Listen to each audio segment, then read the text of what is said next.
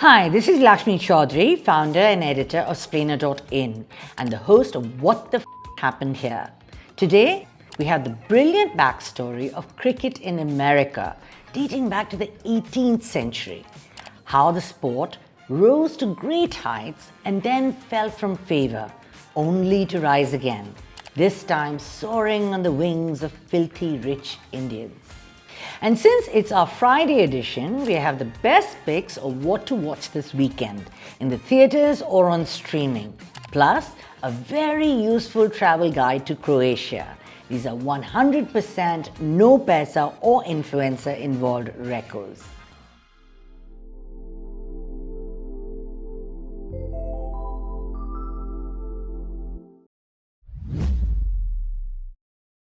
Everyone's talking about the US cricket team ever since they beat Pakistan in a super over.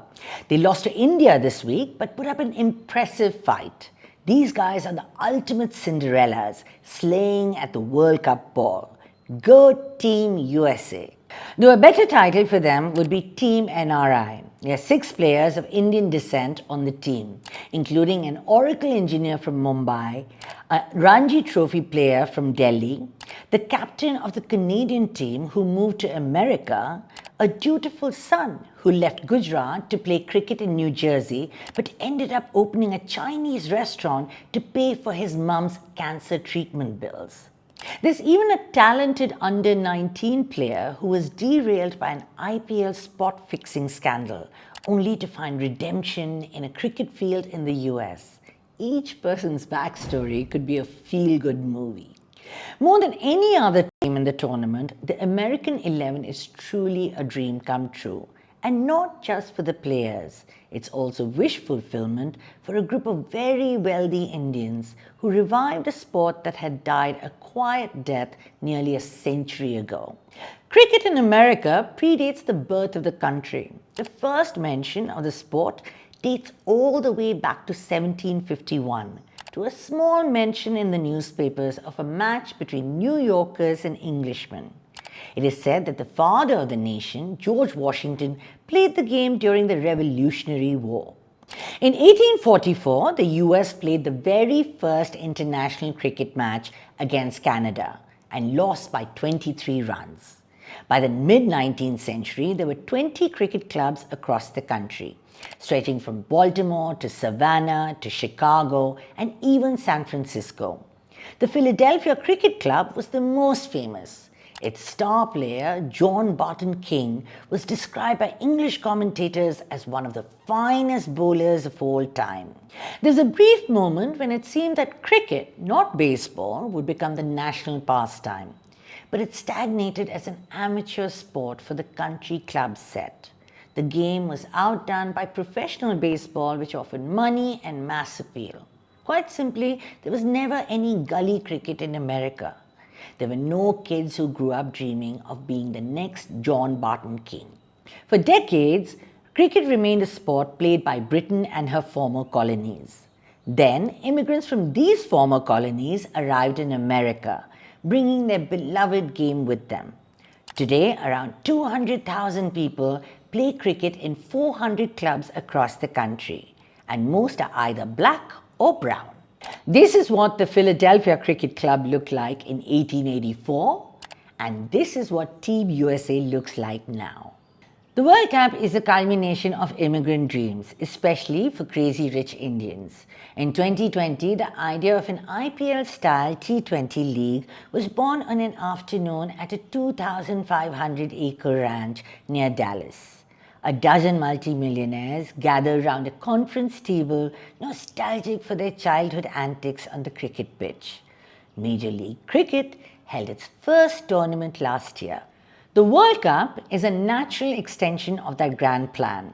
Like all good capitalist enterprises, the International Cricket Council has been searching for new markets and decided that the US looked the juiciest, for the same reasons as the founders of Major League Cricket. Let's get real. Cricket has a very small audience in America and only 5 to 10 million out of a population of 335 million. But, many of them are Indian. And Indians are the wealthiest immigrant group in the US, with a median income of nearly $150,000 a year. They have lots of money to spend, especially on cricket. Basically, there are enough rich desis to make it worth everyone's while. That's why the ICC has set up its own local organizing committee, T20 USA Inc., to oversee the World Cup. That's why cricket will be part of the LA Olympics in 2028. That's also why Amul is sponsoring Team USA. Yup, that's right. Indians in America are an utterly, butterly delicious demographic for everyone. Now, only 6% of Americans know there's a World Cup happening in their backyard. But that doesn't matter. Cricket is in America for the same reason golf is in the Middle East. Because filthy rich brown people are reshaping international sports. It's all part of the broader pivot from the global north to the global south. This World Cup is the sign of the times, of the turning tide of history. Travel guides are one of the most popular bits of our weekend edition. They're written by smart folks who offer genuine advice, not the kind bought by a free hotel stay. I especially loved our recent guide to Split in Croatia, which made me want to jump on a plane ASAP. Now, we've dropped a free link to Joanna Lobo's guide in the description. I'm just going to highlight my favorite bits here. As you may know, Split is a gorgeous cobblestone coastal town. It gets its name from the orchid-like flower, spalatos, common along this Dalmatian coast. It's a perfect alternative to the usual European destinations like Paris or London. And here's why I'm thinking of Split a lot these days. I'm intrigued by the Giuditta Palace Heritage Hotel, which is a tiny heritage property dating back to the 16th century in the heart of the old town. I love that it's got lots of history, but it's still intimate with just 19 rooms. Also, it's simply stunning. The prices are a bit steep, from 23,000 to 80,000 rupees a night, but feels like a worthwhile splurge, at least for one night. Though if you're vegetarian or vegan, you may want to consider the family-run Heritage Hotel Antique in the Diocletian's Palace. Okay, now that the hotel's settled, let's talk food. Joanna's guide is wonderfully open-ended. She spotlights specific Croatian delicacies or specialties like the prosciutto served at the Green Bazaar or the Uj oil bar that offers different kinds of olive oils. On my must-try list is the oldest pastry shop run by the Kyurgin family.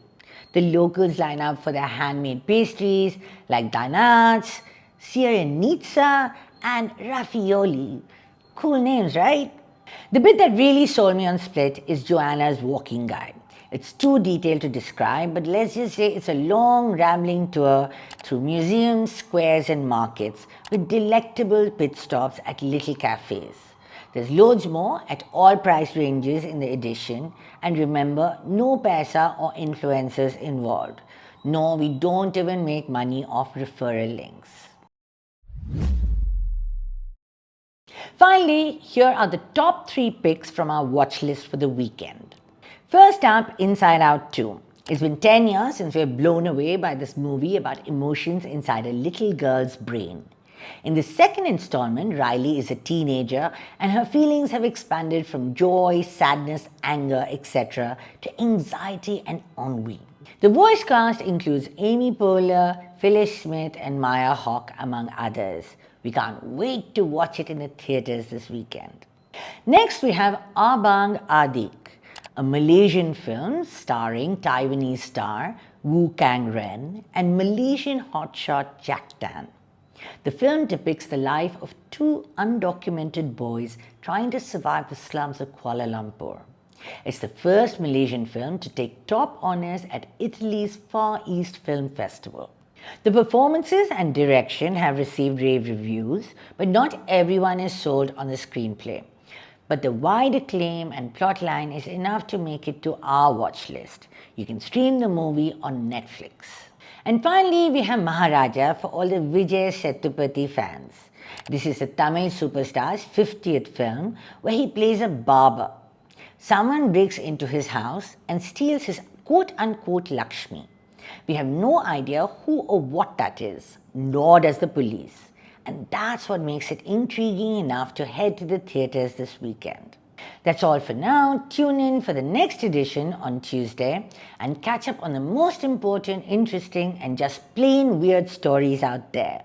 Don't forget to follow us so you don't miss out. You can also grab a free 300 rupee subscription to Splainer to get our daily news edition. The link is in the description, and I'll see you next week.